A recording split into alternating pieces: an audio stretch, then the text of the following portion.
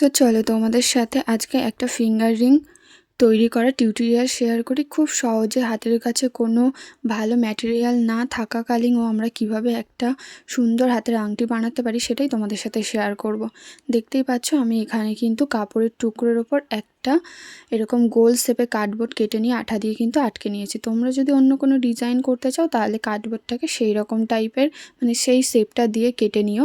দেখো আমার আঠা লাগানো হয়ে গেছে। তারপর যে পিছন সাইডটা ছিল যেটুকুনি ফাঁকা ছিল এই সাইডটাও কিন্তু আমি একটা ছোট্ট কাপড়ের টুকরো গোলভাবে কেটে সেটাও আঠা দিয়ে আটকে নিয়েছি। ভালোভাবে দেখলেই বুঝতে পারবে যে আমি কিভাবে বানাচ্ছি।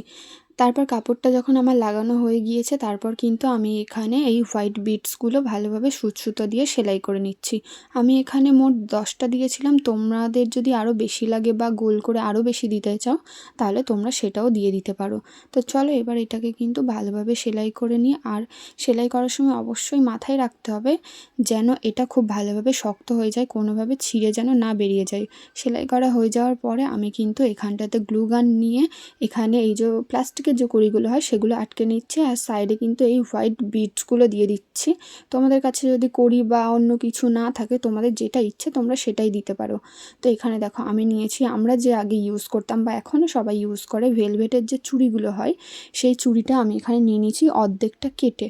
নেওয়ার পরে কিন্তু আমি কোনো একটা গোল জিনিস দিয়ে, তোমরা এটাকে নেল পলিশের ঢাকনা হোক বা কোনো গোল জিনিস দিয়ে এটাকে এইভাবে রাউন্ড করে নেবে। নেওয়ার পরে যে দুটো মুখ বেরিয়েছিল যাতে কোনোভাবে কোনো কিছুতে লেগে আমাদের হাত যেন না কেটে যায়, তো সেই জন্য কিন্তু আমি দুটো সাইডে গ্লু দিয়ে দিয়েছি। তারপর যে গোলটা বানিয়েছি ওটা কিন্তু আংটির পিছনের দিকে দিয়ে গ্লু দিয়ে আবার আটকে নিয়েছি।